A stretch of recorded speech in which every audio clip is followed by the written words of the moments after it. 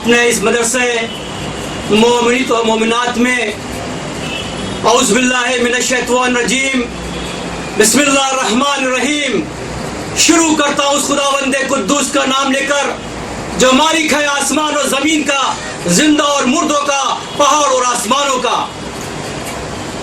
آج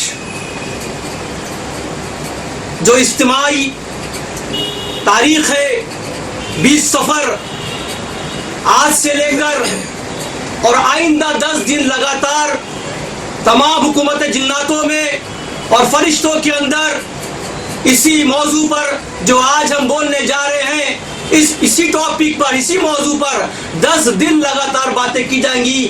تمام بڑے بڑے عالم اس پہ اپنی بات رکھیں گے اور اپنے الفاظوں سے آپ کو روبرو کرائیں گے۔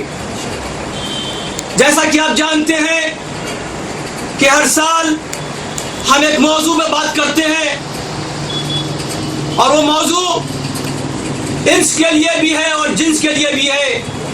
تو سب سے پہلے ہم ان تمام جناتوں کا جو عالم اسلام سے آئی ہوئی ہیں، یوروپ سے ہیں، ایشیا سے ہیں، سعودی عربیہ سے ہیں، ان سب کا استقبال کرتے ہیں۔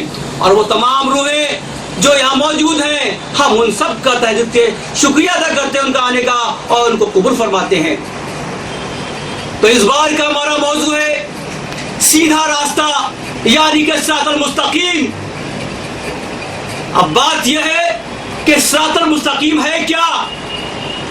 ہم روز تو پڑھتے ہیں 5 وقت کی نماز کے اندر اور پہلی سورہ ہی پڑھتے ہیں الحمدللہ رب العالمین الرحمن الرحیم مالک یوم الدین ایاک نعبد و ایاک نستعین اہدنا الصراط المستقیم صراط الذین انعمت علیہم غیر المغضوب علیہم ولا الضالین آمین۔ تو اب دیکھو کلام پاک کے اندر خداوند قدوس نے اپنی 114 سوروں کے اندر اور 30 پاروں کے اندر صراط المستقیم کا کتنے بار ذکر کیا ہے۔ جب میں نے مطالعہ کیا تو میں دیکھتا ہوں تقریباً 20 بار آیا ہے۔ اور پہلے پارے یعنی الف لام میم کے اندر علم 2 کے اندر آیا، 5ویں آیت کے اندر اہدنا الصراط المستقیم، اے خدا ہمیں سیدھے راستے پر چلا۔ اب تمام لوگ کہیں گے غیر قومیں، غیر جو مسلمانوں سے تعلق نہیں ہے کہ یہ تو روز مانگا کرتے ہیں۔ اصل اچھی بات تو یہ کہ ان کو اس کا ترجمہ نہیں معلوم ہے۔ 5 وقت مانگتے ہیں کہ اے خدا ہم کو سیدھے راستے پر چلا، تو نعوذ باللہ کیا ہمارا راستہ ٹیڑھا ہے کیا؟ ہمارا ضرور کوئی اس میں بات چھپی ہوئی ہے، ورنہ خداوند قدوس 30 پاروں کے اندر تقریباً 14 پاروں کے اندر خداوند قدوس نے صراط المستقیم کا ذکر کیا ہے۔ تو ہم نے کہا پہلی سورہ کیا آئی؟ علم 2 بنی، دوسری سورہ کیا بنتی ہے؟ سورہ آل عمران آیت نمبر 101 101۔ اور آگے بڑھے سورہ انعام کو دیکھا، سورہ مائدہ کو دیکھا، سورہ زخرف کو دیکھا اور آخر سورہ ملک کو دیکھا۔ 29ویں پارے کے اندر خدا کہہ رہا صراط المستقیم، ہمیں سیدھے راستے پر چلا۔ تو یہ سیدھا راستہ ہے کیا؟ ابھی ہمارے مفتی صاحب ایک سور پڑھ رہے تھے، سورہ جمعہ پڑھ رہے تھے 28ویں پارے کے اندر۔ جمعہ یعنی کہ جمع سے بنا ہے جمعہ، اور ایک بہت بہترین قصہ چھپا یہاں پر۔ یہ ترجمہ تو یہ کہتا ہے کہ جتنی بھی بادشاہی ہے آسمان زمین میں سب خدا کی بنائی ہوئی ہے، وہ ذات پاک ہے، وہ بادشاہ ہے۔ ہم سب کو اس کی تعظیم کرنا چاہیے، اس کی اطاعت کرنا چاہیے۔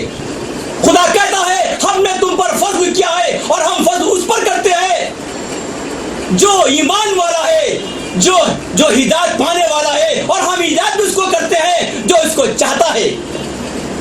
یعنی ہدایت بھی سب کو نہیں ملتی، یعنی ہم کو ہدایت پانے کے لیے بھی مشقت کرنی پڑے گی، کوشش کرنی پڑے گی۔ یہ کہہ رہی سورہ جمعہ کہہ رہی ہے اور آگے اللہ فرما رہا ہے کہ وہ یہودی جن پہ تورات ہم نے لاد اتاری وہ کہتے ہیں یہ بہت بوجھ والی ہے، اور ساتھ میں وہ یہ بھی کہتے ہیں کہ ہم خدا کے دوست ہیں، ہم خدا کے قریب ہیں۔ تو خدا کیا کہتا ہے؟ اے یہودیوں نصاراؤ، یہ کتابیں تمہاری ایسی ہیں جیسے کسی گدھے پہ لاد دی جائیں، جیسے کسی گدھے پر لاد دی جائیں۔ ارے گدھے پر اگر کوئی کتاب لاد دو تو کیا عالم بن جائے گا؟ یعنی کہ ہم کو ضرورت تھی، خدا خود کہہ رہا ہے میں کتاب والا ہوں، میں حکمت والا ہوں۔ تو خدا نے آگے پھر کہا کہ اگر تم یہ کہتے ہو کہ تم میرے دوست ہو تو ذرا موت کی آرزو تو کر لو، اور تم موت سے بہت ڈرتے ہو، لیکن گھبراؤ مت، تم کو موت تو تم کو آئے گی اور تم ہم تک پہنچو گے۔ اور ہم جانتے ہیں کہ کس کے اعمال بڑھیا ہے اور کس کے اعمال گھٹیا ہے، کون سیدھے راستے پر ہے اور کون جو ہے راستے کو چھوڑ چکا ہے۔ اور آگے بڑھے دوسرے رکوع کے اندر، تو جب جمعہ کا دن ہو اور اذان دی جائے تو تم سارے اپنے کاروبار و کام کو چھوڑ دو اور نماز کے لیے جلدی کرو۔ اے نبی، ہم جانتے ہیں جب تم خطبہ دے رہے تھے تو وہ تمام لوگ بھاگ گئے، دوڑ گئے، کس لیے کہ ایک تماشا بین آ گیا ڈگڈگی بجتے ہوئے۔ تو خدا نے کہا ہے نبی سے کہہ دو یہ دنیا کی زندگی، یہ دنیا کے تماشے آخرت کے مقابلے کچھ بھی نہیں ہے، ہم تم کو اس سے بہتر اجر دیں گے۔ یہ ابھی جو مفتی صاحب نے سورہ جمعہ پڑھی میں اس کی بات کر رہا تھا، یہی سے اپنی بات شروع کرتے ہیں، یہی ہمارا موضوع بھی ہے۔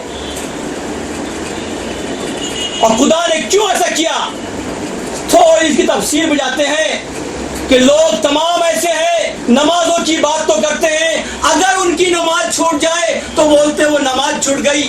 ارے کوئی ضروری نہیں ہے، اگر تمہاری جماعت چھوٹ گئی ہے تو تم ابھی بھی نماز پڑھ سکتے ہو۔ اصل میں جمعہ جو ہے وہ جماعت سے آیا ہے۔ نبی کے وقت میں تمام ایسے لوگ تھے جو نبی سے کہا کرتے تھے کہ آپ پریشان مت ہوئیے، میں اپنے گھروں میں نمازیں ادا کر لیا کرتا ہوں۔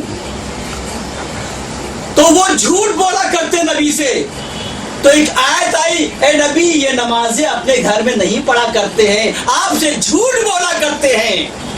تب خداوند نے قدوس نے جمعہ اتاری، صبح اتار دی کہ کم سے کم ہفتے میں ایک بار تم کو اس نماز میں شریک ہونا پڑے گا۔ نماز جمعہ جو ہے وہ واجب نماز ہے، اس کی قضا نہیں ہوتی ہے، سب کو ایک ساتھ نماز پڑھنی پڑے گی۔ یہ وہ سورہ جمعہ ہے۔ سمجھو باتوں کو، نمازوں کو سمجھو، اس کو ٹیڑھا مت بناؤ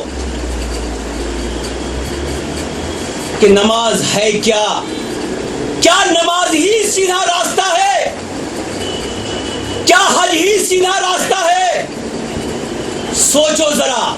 ارے نماز اگر تم پڑھتے ہو تو اپنے فائدے کے لیے پڑھتے ہو، اور حج کرتے ہو تو اپنے فائدے لیے کرتے ہو۔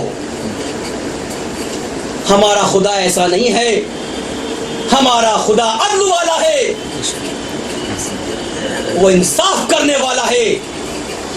چاہے اس سرزمین کے اوپر یا وہ تمام دنیایں ان کے اندر کوئی ذرہ برابر کی اور کوئی جانور ہے تو خدا اس کو رزق دیا کرتا ہے۔ خدا کبھی بھی حق تلفی نہیں کرتا، یہ ہے خدا۔ لیکن سوال یہ ہے کہ اتنی باتوں کی ضرورت کیوں پڑی ہے، یہ سیدھے راستے کی باتیں کیوں آ رہی ہے؟ جب تک ہم آپ کو اس کے بارے میں اگزامپل نہیں دیں گے، اس کی مثال بیان نہیں کریں گے، شاید آپ کو سمجھ میں نہیں آئے گا۔ تو میری کوشش یہ رہتی ہے کہ میں آپ کو چھوٹی سے چھوٹی اور آسان زبان میں بتاؤں۔ اس میں بچے بھی ہیں ہمارے، اس میں دوسری قوموں کے لوگ بھی ہیں، وہ سب ہم کو سننے آتے ہیں، سمجھنے آتے ہیں کہ حضرت صاحب کیا کہہ رہے ہیں، ان کا مقصد و مطلب کیا ہے۔ تو میں نے آپ سے کہا تھا کہ میں یہ بتاؤں گا کہ یہ جمعہ کیوں اتری.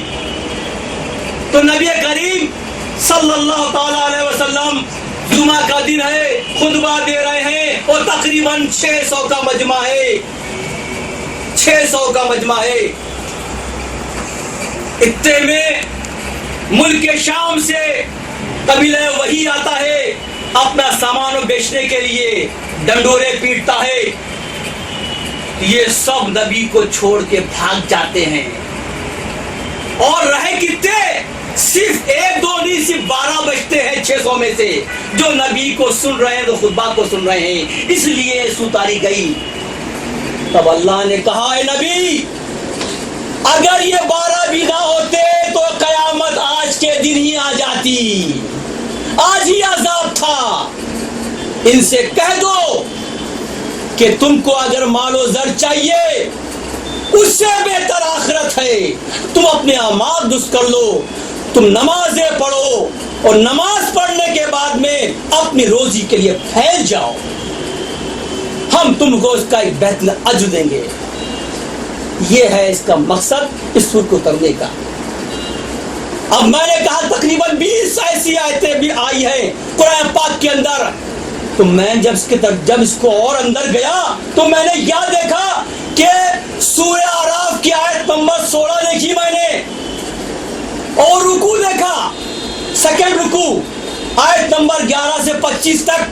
تب بات دماغ میں آ گئی کہ خدا نے ایک آیت کے لیے اتنی اتار دی, اللہ پاک نے ایک آیت کے لیے. اور وہ آیت کیا تھی؟ جب آدم علیہ السلام کو شیطان ابلیس نے بہکا دیا تو آپ کے جنت کپڑے اتر گئے, تو گھبرا کر کے پتوں سے باندھ لگے. تو خداوند قدوس نے کہا, اے آدم تم سے ہم نے منع نہیں کیا تھا. ایک بات تو یہ ہوئی. اس کے پہلے اور دیکھے کہ خداوند قدوس نے اس کا فرشتوں آدم کو سجدہ کر لو, سجدہ کرنے والے تمام فرشتے ہو گئے, لیکن ایک ابلیس نہیں رہا. تو خدا نے کہا کہ ابلیس تجھے ایسا کیا ہو گیا ہے؟ تو کہا کہ میں آگ کا بنا ہوا, یہ مٹی کا بنا ہوا ہے, ہم اس کی تعظیم نہیں کریں گے. خدا نے کہا جا تم مردود ہے, تجھ پر لعنت ہے. تب اس نے کہا, اے خدا تو مجھے قیامت تک کی زندگی دے, جس وجہ سے آج میں اس جنت کے گھر سے بے گھر ہوا ہوں, میں تیری پوری امت کو, تیرے بندوں کو بے راہ کر دوں گا, تیری سیدھی راہ پر چلنے والے کو میں بہکا دوں گا. یعنی کہ اس آیت کے لیے, اس بات کے لیے خداوند قدوس نے کلام پاک کے اندر 20 بار صراط المستقیم کا ذکر کیا. اب بات سمجھ میں آ گئی اچھے سے کہ خدا کیوں بار بار کہہ رہا ہے. جو ہمارا سوال تھا ہم بار بار کیوں کرے, اے اللہ ہم کو سیدھا راستہ دکھا, سیدھا راستہ دکھا. صبح اور شام کی بات کہہ رہے ہیں کیونکہ ابلیس بیٹھا ہوا تھا, اس نے وعدہ کر دیا تھا کہ میں تیرے بندوں کو بہکا دوں گا. اس آدم کے وجہ سے آج تو نے مجھے اس گھر سے نکال دیا. تو خدا نے جواب دیا ہے, اے ابلیس میرے چنے ہوئے بندے تیرے باتوں بہکاؤ میں نہیں آئیں گے, اور اگر کوئی بھی آ گیا تو میں تجھ سے وعدہ کرتا ہوں میں جہنم کو جناتوں انسانوں سے بھر دوں گا. یعنی ٹکرار ہو چکی ہے, جنگ چھڑ چکی ہے کہ ایک صراط المستقیم ہے اور ایک بہکا ہوا راستہ ہے, فحشا راستہ ہے, بگڑا ہوا راستہ ہے. ذرا غور تو کرو. بچپنے میں ایک کتاب پڑھی تھی میں نے, چھوٹے پن میں ایک کہانی تھی. کہانی یہ تھی, ایک ماں نے اپنی چھوٹی بچی سے کہا, بچی تو یہ کچھ کھانے سامان لے جا اور اپنی نانی سے مل کے آ اور اس کو ہی دے دینا. شاید آپ نے یہ کہانی سنی ہوگی. اور دیکھ بیٹی, سیدھا راستہ جانا, ادھر ادھر گھٹنا نہیں, ٹکنا نہیں, مڑنا نہیں, تو سیدھی نانی گھر جانا. چنانچہ وہ لڑکی نکلتی ہے باسکٹ لے کر. اب دیکھو راستہ سیدھا تھا, چلی جائی تھی, اس کو دکھا دائیں, اس کو دکھا بائیں, خوبصورت پھول اگے ہوئے ہیں, بہترین پھول اگے ہوئے ہیں, پھل اگے ہیں. دل میں آیا میں کیوں نہ اپنی نانی کے لیے چند پھول بھی لے لوں. اب دیکھیے ماں نے کہا تھا بیٹی سیدھا راستہ جانا، اور بیٹی اس دنیا کی رنگینیوں کو، اس کی جو خرافات تھی اس میں بہک گئی، اور جیسے ہٹتی ہے اور پھولوں کو توڑتی ہے تو وہاں کون ملتا ہے؟ ایک بھیڑیا ملتا ہے۔ دیکھا آپ نے، یعنی اگر سیدھے راستے سے ہٹو گے تو اسی طرح اس کائنات کے دنیا کے اندر نہ جانے کتنے بھیڑیے چھپے میں ہیں، ابلیس کی شکلوں میں۔ ابلیس کا تو خاص تھا، بالکل کھلم کھلا تھا کہ میں تیرے بندوں کو بہکا دوں گا۔ اس کے مطلب تو پھر یہی ہوئے کہ جو چیز بہت چمک رہی ہے، جس پہ بڑی لذت ہے، جس پہ بہت مزہ آ رہا ہے، تو یہ کس کی چیزیں ہیں؟ یہ ضرور شیطان مردود کی چیزیں ہیں۔ ہم نے اپنی اتنی بات کو رکھ رہے ہیں، آپ سے بھی کہہ رہے ہیں، آپ سن بھی رہے ہو۔ میں یہ نہیں کہہ رہا ہوں کہ دنیا میں ایک ہی مذہب ہے، مذہب اسلام۔ اصل میں دنیا میں بہت سی مذہب ہیں، بہت سے راستے ہیں۔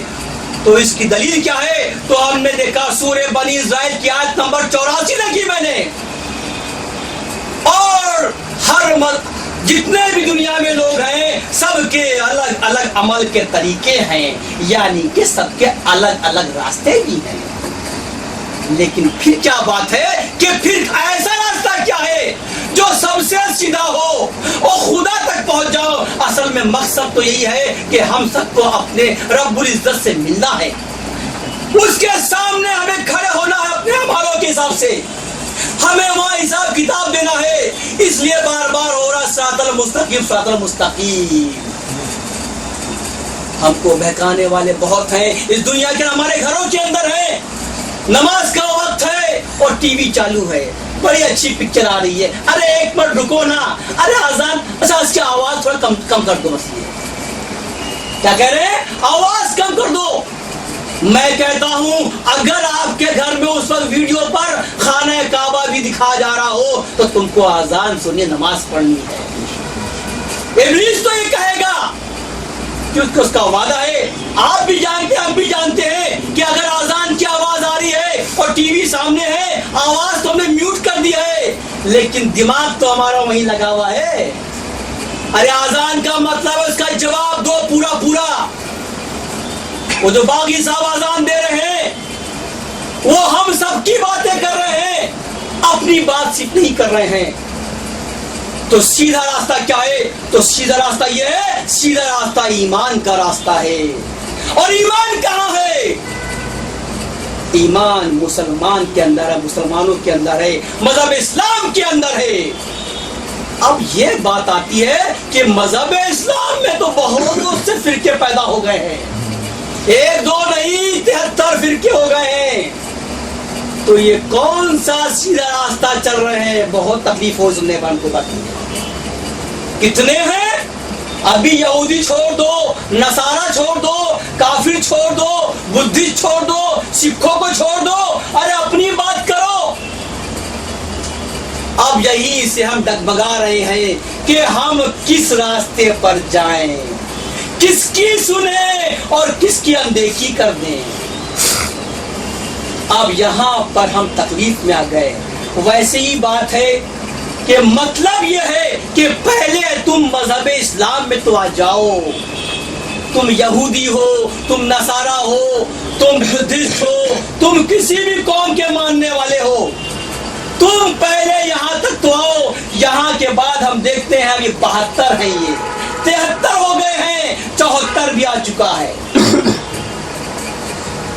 فرقہ نمبر 74 بھی آ چکا ہے جیسا کہ آپ جانتے ہیں، اور اس فرقے کا نام ہے کردار رسول، یعنی وہی جنتی ہے جس کے اندر رسول کا کردار آ جائے گا۔ بے شک رسول کی ہر سنت کو خدا نے مہر لگائی ہے، رسول کا اٹھنا بھی ہے، رسول کا بیٹھنا بھی ہے، رسول کا بات کرنا بھی ہے، ان کا نکاح کرنا بھی ہے، ان کی لوگوں سے دیکھنا بھی ہے، چلنا بھی ہے، کھانا بھی ہے، کھلانا بھی ہے۔ رسول کی ایک ایک بات جو ہے خدا بندے قدوس نے فرض کے برابر کر دی ہے۔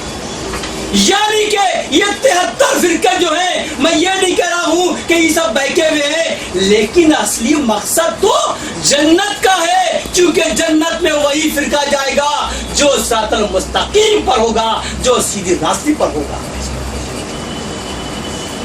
اب بات یہ ہے کہ یہ دیکھا جائے کہ جو سیدھے راستے پر چلے ان کا کیا ہوا، اور جو راستے سے بہک گئے ان کا کیا ہوا۔ تو میں نے دیکھا، نوح کو دیکھا، سیدھا راستہ تھا، بہت بدکاریاں تھی، حکم الہی ہوا اے نوح اپنے ان لوگوں کو لے کشتی بیٹھ جا۔ تو یہ کشتی چلی، تو کشتی کیا تھی؟ صراط المستقیم پر تھی، تو کامیاب ہو گئی، پہنچ گئی کوہ جودی پر، اللہ نے کامیاب کر دیا۔ اور بات کروں، پھر میں نے موسیٰ کو دیکھا اور فرعون کو دیکھا، اللہ نے کہا نکل جا اس نیل ندی سے، ڈنڈا مارا، نکل گئے، چلے جا رہے صراط المستقیم پر۔ جیسے ہی پوری ان کی قوم دریا پار کرتی ہے، اور جیسے ہی یہ آیا ابلیس والا، خدا نے کہے موسیٰ پھر مار دے۔ یعنی ہر شخص، ہر پیغمبر، ہر امام، ہر ولی جو سیدھے راستے پر ہے وہ کامیاب ہے۔ یہاں فرعون کی موت ہوئی اور موسیٰ کی جیت ہو گئی ہے۔ مطلب بات اچھی ہو رہی ہے کہ جو بھی سیدھے راستے پر ہے وہی کامیاب ہے، جو بھٹک گیا وہ کامیاب نہیں ہے۔ پھر دیکھا میں نے آگے بڑھتے ہوئے، میں نے ابراہیم علیہ السلام کو دیکھا کہ ان کو آگ میں ڈال دیا گیا۔ نمرود نے کہا اس کو ڈال دو آگ میں، یہ بہت بات کرتا ہے سیاست کی، اللہ کی اطاعت کی، ڈال دیا اور ابراہیم بچ گئے، کیونکہ صراط المستقیم پر تھے، اس لیے وہاں پر جیت گئے۔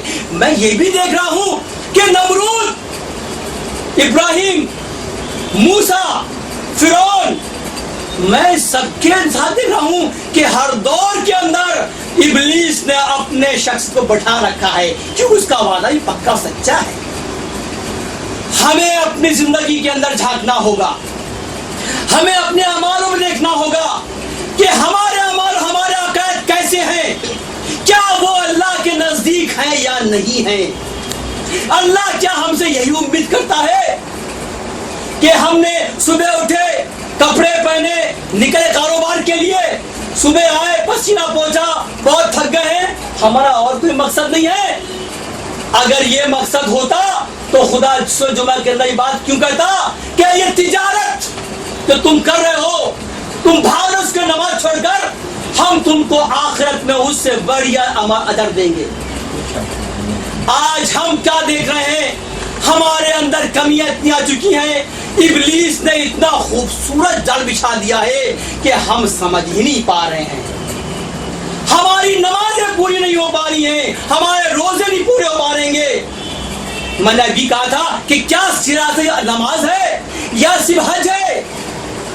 ارے سیدھا راستہ وہ ہے جس سے اہل دنیا کو فائدہ پہنچے، ایمان والوں کو، انسانوں کو فائدہ پہنچے۔ تو بولیں گے آپ بتاؤ بھائی ایسا کیا ہے؟ ویسے بہت سے کام ہے، اگر ہم مسکینوں اور غریبوں کو کھانا کھلا دیں تو یہ سیدھا راستہ ہے۔ اپنے پڑوسی کے کام آ جائیں، یہ سیدھا راستہ ہے۔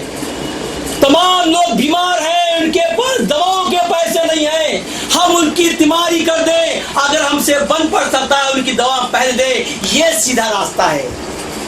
آج ہم سب بھول گئے ہیں، ہم نے اپنی پینٹوں کو موڑ لیا، پیچوں کو اوپر کر لیا اور مسجدوں میں پہنچ گئے اور بڑا گھمنڈ کر لیا کہ مجھ سے اچھا کوئی دنیا میں ہے ہی نہیں، دیکھو میں 5 وقتہ نمازی ہوں۔ مت اترانا، خدا خود کہہ رہا ہے اترانے والے تکبر کرنے والوں کو جنت حرام ہے۔ اصلی مقصد تو جنت کا ہے کہ جنت میں جائے گا کون؟ جنت میں وہی جائے گا جو صراط المستقیم پر ہوگا۔ یعنی مذہب اسلام یہ کہتا ہے کہ تم جب بھلائی کرنے اترنا تو یہ مت دیکھنا کہ یہ انسان ہے یا یہ ہندو نہیں، یہ مسلمان نہیں، یہ سکھ نہیں، یہ عیسائی نہیں، یعنی پھر وہی بات انسانیت کی آ گئی ہے. جس نے انسانیت کو بچایا، یقین جاننا اس نے سب کو بچا لیا. میں نے پہلے کہا تھا انسان بننا اچھا ہے، لیکن انسانیت جو اس کی روح ہے اس کو زندہ رکھنا بہت ضروری ہے. اگر انسان کے اندر انسانیت نام کی روح نکل جائے تو کیا ہے، وہ مردے کے برابر ہے.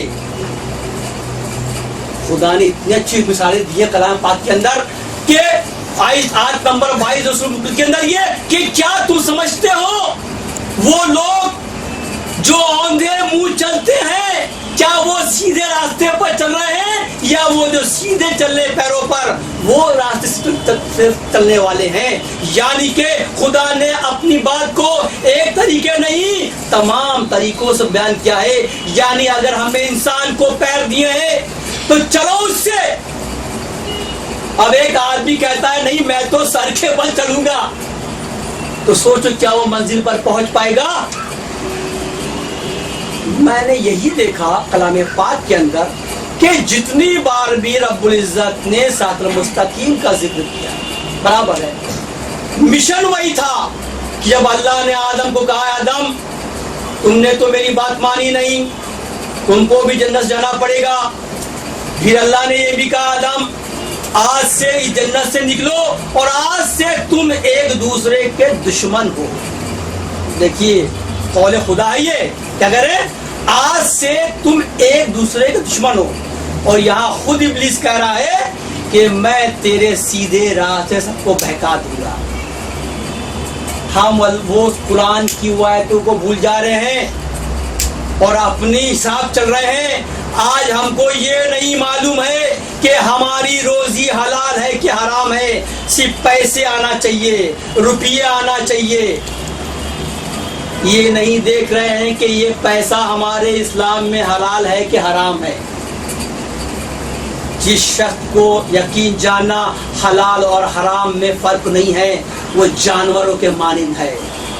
جانور یہ نہیں دیکھتا کہ یہ کس نے کھانا دیا ہم کو، یہ کس کے نام کھانا ہے گا. تو ہم آپ سے ہمیشہ کہتے ہیں نمازوں کی باتیں ہیں، روزوں کی باتیں ہیں، لیکن میں نے آپ سے ہمیشہ کہا کہ انسانیت جو ہے وہ سب سے بڑی بات ہے. انسانیت مت کھونا. اگر تم نے انسانیت کو کھو دیا تو یقین جاننا تم بگڑ جاؤ گے، تم راہ سے بہک جاؤ گے. تو جو اللہ چاہتا ہے کہ اگر تم نے سیدھا راستہ اختیار نہیں کیا تو تم بھی جہنمی میں ہو جاؤ گے. اور پھر ہمیں بھی جانتے ہیں کہ جہنم بہت چھوٹی ہے، بہت بڑی ہے، اور جنت بہت چھوٹی ہے. کچھ دن پہلے کی بات ہے، میں کہیں سن رہا تھا، اتفاق سے میرے گھر پہ ایک آواز آ رہی تھی. آواز کیا آئی تھی کہ رسول کی چادر کے اندر اتنی بڑی چادر ہے کہ جتنے بھی گناہگار ہیں سب کو رسول بچا لیں گے. سن کے تعجب بھی ہوا کہ یہ عالم صاحب کیا فرما رہے ہیں، کیا کہہ رہے ہیں؟ رسول کی چادر ایسی چادر ہے کہ جتنے بھی گنہگار ہیں رسول اس کو اپنی چادروں میں لے لیں گے، اللہ ان کو بخش دے گا. تو نعوذ باللہ یہ تو ہمارے نبی پر الزام لگ گیا کہ میرے نبی کیا ایسوں کو بھی لے لیں گے. اگر ان کی بات رکھی جائے تو مجھے قصہ یاد آ گیا. اور قصہ کیا ہے کہ نبی اپنی بیٹی گھر میں تشریف فرما ہے. آئے بیٹی میں تھوڑا آرام کر لوں. آپ نے ہاں بابا جی آرام کر لیجئے. آپ نے چادر اوڑھ کے لیٹ گئے. کچھ ہی پل گزرے تھے، ان کا نواسا کھیلتے کھیلتے آیا، بولا اماں نانا کی خوشبو آ رہی ہے. بولے ہاں بھائی نانا ہیں، لیٹے ہیں. یہ حسین کہہ رہے ہیں نانا کی خوشبو آ رہی ہے. کہاں لیٹے ہیں؟ تو دیکھیے یہ وہ حسین ہے جو نبی کے نماز پڑھنے کی حالت میں کندھے بیٹھ جائے کرتے بنا پوچھے ہوئے، داڑھی سے کھیلتے ہیں. اور جب بات چادر کی آ گئی تو سوال کر رہے ہیں کہ نانا جان کیا میں آپ کی چادر کے اندر آ سکتا ہوں؟ نانا اور نواسے کا رشتہ سب جانتے ہیں گے. یہ وہی نواسے ہیں جو کندھے بیٹھ گئے दाढ़ी खींच ली, लेकिन जब मामला चादर का आया तो सवाल कर रहे कि मैं इस पे आ सकता हूं कि नहीं आ सकता हूं। नबी ने कहा तुम आ सकते हो। देखा आपने चादर। दूसरे बेटे भी आ गए, बोले कि नाना नाना आए, कहने हाँ आए। क्या नाना जान मैं भी आपकी चादर में आ सकता हूं? तो आपने कहा तुम भी आ सकते हो। फिर उनके दामाद भी आ गए, अली भी आ गए, बोले क्या मुझे इजाजत है अंदर आने की? बोला है अली तुम भी आ सकते हो। देखिए सब सवाल कर रहे हैं, घर तो अली का है, वो भी घुस गए अंदर। ये साहबजादी थी वो भी आए, बोले नाना मैं भी आ जाऊं? बोलो बेटा तुम भी आ जाओ। जब देखा फातिमा जहरा नहीं, ये तो सब चले गए, तो बोला मैं क्यों? बोला बाबा जान क्या मैं भी आ सकती हूँ? बोला हाँ बेटी तुम भी आ सकती हो। चली गई। खुदा भी देख रहा है चादर को और जिब्राइल अमीन भी देख रहे हैं चादर को। देखिए चादर का मामला, ये वही जिब्राइल अमीन है जो नबी के लिए वही लाया करते हैं, पाक और साफ और जन्नती है। आए और कहते हैं अल्लाह के नबी क्या मैं भी चादर में आ सकता हूँ? आपने कहा नहीं। क्या कहा? नहीं नहीं नहीं। मुझे गुस्से आने की बात हो रही है। तो मैं ये देखता हूँ कैसे आलिम है ये कि नबी की चादर को क्या समझ रहे हैं ये। हाँ बेशक अगर नबी चाहे तो सबको शफात मिल जाएगी इंशाअल्लाह, हमें उम्मीद है, लेकिन हमें अपने अकायद को ठीक करने ही पड़ेंगे, अपने अमालों को देखना पड़ेगा, तब हम इस चादर की उम्मीद कर सकते हैं। तब नबी से पूछ सकते हैं ऐ नबी क्या हम आ सकते हैं? बचो ऐसी बातों से, इन ऐसे लोगों से जो इल्म की बातें करते हैं लेकिन वो क्या कह रहे हैं समझते भी नहीं है कि किसकी चादर की बात हो रही है। अरे इसी इस्लाम के अंदर, इन्हीं मुसलमानों के अंदर क्या सब सीधे रास्ते पर हैं? अगर सब सीधे रास्ते पर होते तो माफ करना फिर रोज सीधे रास्ते की बात नहीं होती। यानी ना जाने कितने, मुझे गिनती नहीं मालूम है, लेकिन एक इल्म कहता है, मैं आज भी कहता हूँ तकरीबन सिर्फ 2.5% मुसलमान है, बाकी कोई मुसलमान नहीं है। मुसलमान तो है लेकिन सिर्फ नाम से है, किरदार से मुसलमान है ही नहीं। तभी कहा था खुदा ना कि जन्नत बहुत छोटी है और दोज़ख बहुत बड़ी है। बात समझ में आ गई कि 97.5% जहन्नमी है और 2.5% जन्नती है। यानी ये वो लोग हैं जो जन्नत जाएंगे, यानी कि सीधे रास्ते पर है। हमारी भी ये आरजू है, आप सबकी आरजू है कि खुदावंदे कुद्दूस हम सबको सिरातल मुस्तकीम का रास्ता है। हम अपनी बात को और आगे बढ़ाते हैं कि मैंने कहा था मूसा की बात करी, मैंने इब्राहिम अलैहिस्सलाम की बात करी।